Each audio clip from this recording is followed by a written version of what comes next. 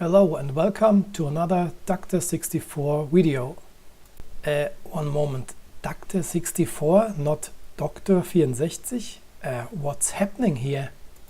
Ah, I remember. Let's have a look back. A few weeks ago I commented MindFlareRetro's C64 repair video. Then he answered my comment and said, okay, now I have to brush up my German a little bit, or if I want to do one video in English. And so here it is. Let's give it a try. Please leave me a comment if English is okay for you, or if you would prefer me to do the videos in German language. And thank you again, MindFlare, for giving me this motivation.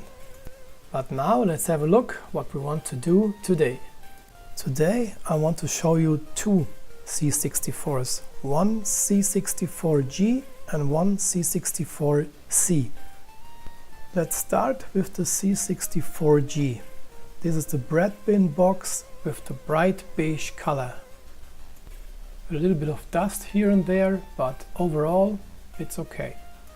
I already tried off camera if the C64 works, and it does, and so I decided not to replace the capacitors or something else, because the picture looks nice and sharp, and also the sound sounds very clear, and so it's not necessary to change the capacitors. This 64s I only want to give a cosmetical treatment, so means I want to clean the keyboard, the housing and also the PCB, and I will do it, so I think, the most easy way. Let's see. With this compressed air spray I will blow off the dust from the keyboard. Here on the PCB you can see some corrosion.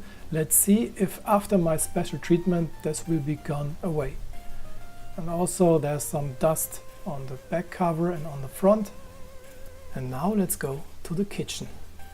Yes, that's right. I'll put the PCB and the plastic parts in the dishwasher. I've done that several times now and always had a good result. Now I put a normal dishwasher tap into the machine.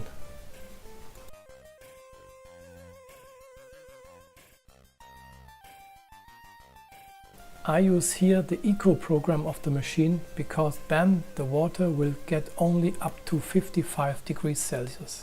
After the dishwasher has finished his work, I will also use compressed air to blow off the remaining water. Especially under the ICs and inside the connectors the water will remain. After blowing off most of the water, I will remove the socketed ICs to give them a clean and to give them some contact spray on the pins.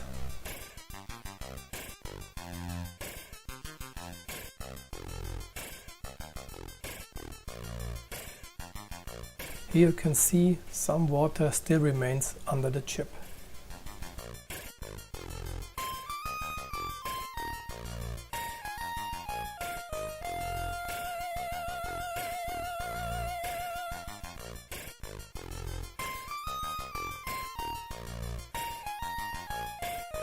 Let's see if there's still water. Yes, it is. Blow off carefully. It doesn't matter that the water is now disturbed over the rest of the PCB, because now we use isopropanol to get rid of the rest of the water on the PCB. You can use a lot of the alcohol so that the alcohol is running down the PCB.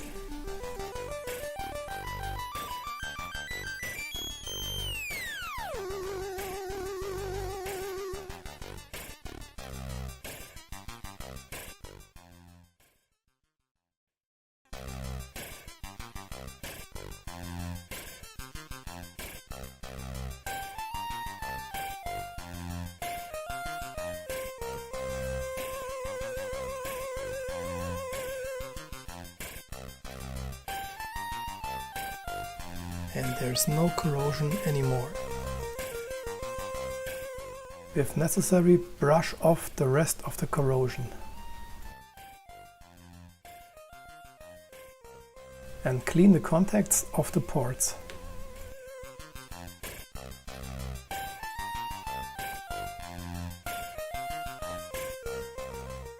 And here the first impression of the dishwasher treated PCB. Looks nice and shiny. But please wait minimum 24 hours before powering on. And now you can get some contact cleaner to clean the contacts of the sockets. Only a little bit, not too much.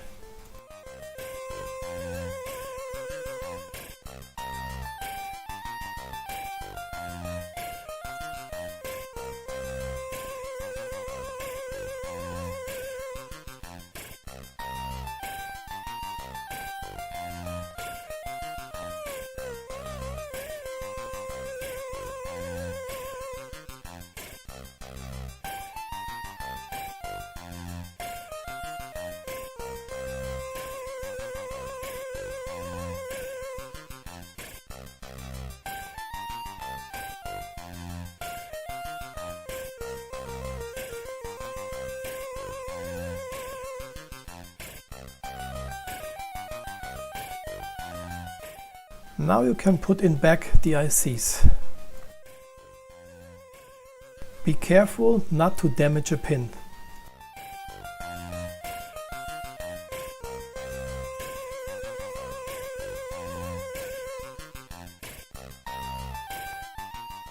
The next step is to preserve the PCB. For that I will use WD-40, Water Dispense 40. There was a question on my last Amiga 500 video if that is a good idea. Till now I had no problems with my Amiga 500 and I will use that regularly. And the product features promise us: displaces moisture, cleans and protects against corrosion. And that's what we want.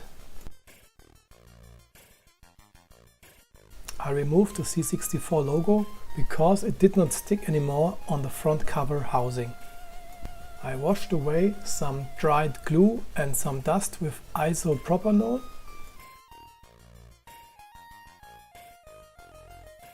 And now the logo sticks like new.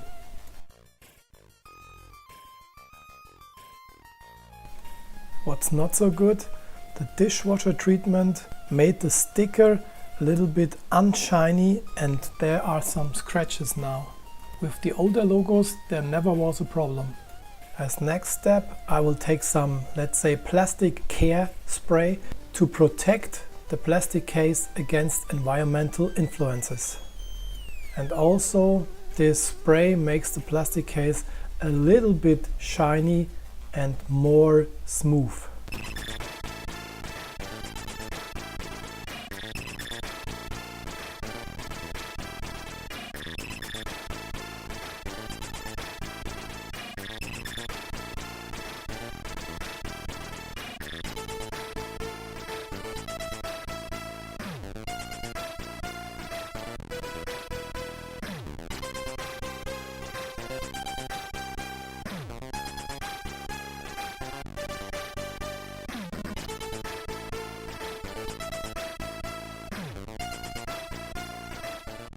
Do you know the problem of old plastic screw holes?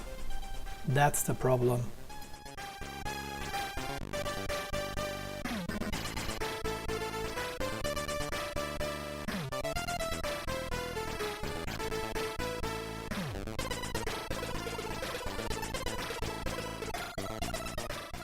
But we can solve that with some plastic glue or some epoxy.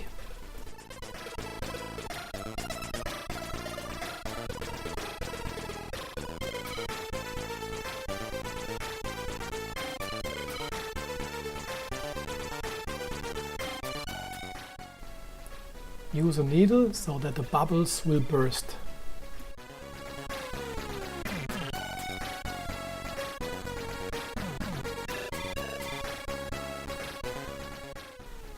Then wait 24 hours. After that, lubricate the screws with some oil so that they will fit nice and smooth.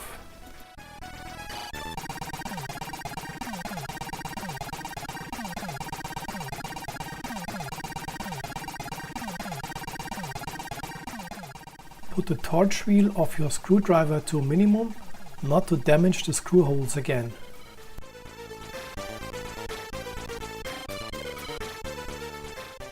Now let's take care of the keyboard. I use a pull-off tool here for my keys, not to damage them.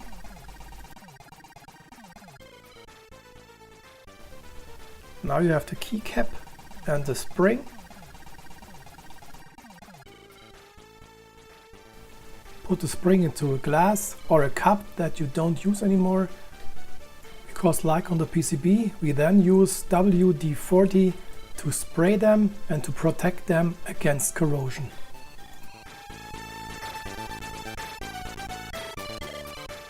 To get off the spacebar, you can pull off in the middle, and that's it.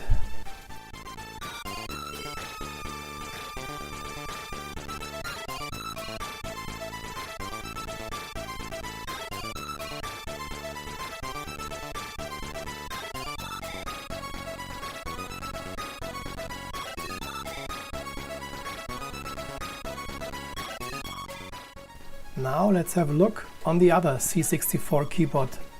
That looks delicious. To get rid of that dust, you can first use some compressed air. After that, I use here a dry brush.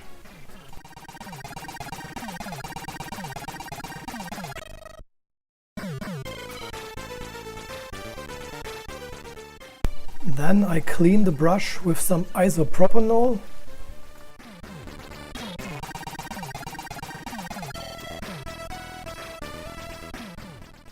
And spray the keyboard also with some isopropanol to get rid of the rest of the dust.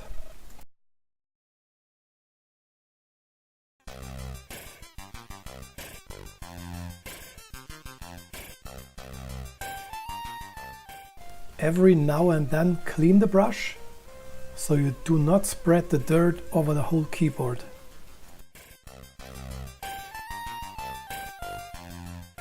And now at the end, I use a microfiber cloth.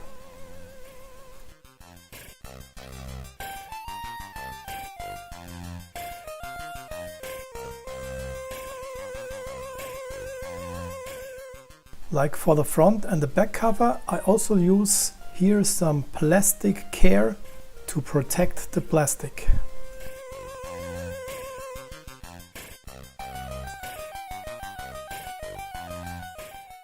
For the keys, I additionally use some plastic cleaner.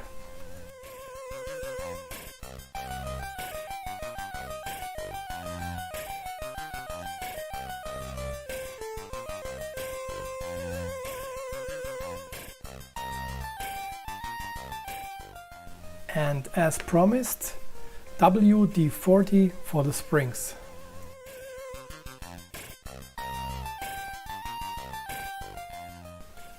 If you don't have a second keyboard, make a picture of the original keyboard and then you can put the keys back in place.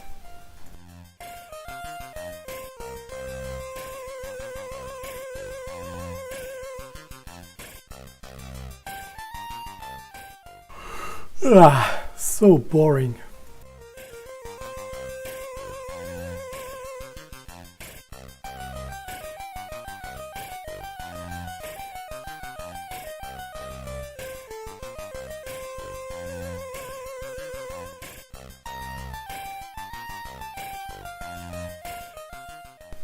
And now the before and after. So you see, cleaning your C64 in a dishwasher is really nice and easy. I've done that up to 7 times now and never had problems. The only beauty defect I had was with the C64 G and its C64 logo sticker. On the contrary, I put some not working PCBs in the dishwasher, and after that and after some cleaning of the contacts, it worked again. Maybe it were some corrosion on the PCB or some electro migration or maybe some remaining flux that was then washed away by the dishwasher and made the PCB work again.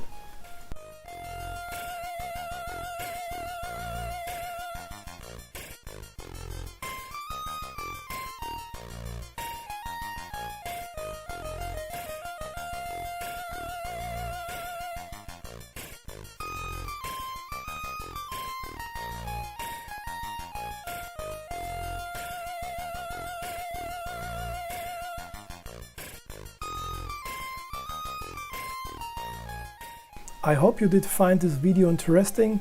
If yes, please give me a thumbs up. If no, please tell me why. And if you would like, then subscribe to my channel so you will not miss any new video. Have a nice day. Hope to see you again. Your Doc64.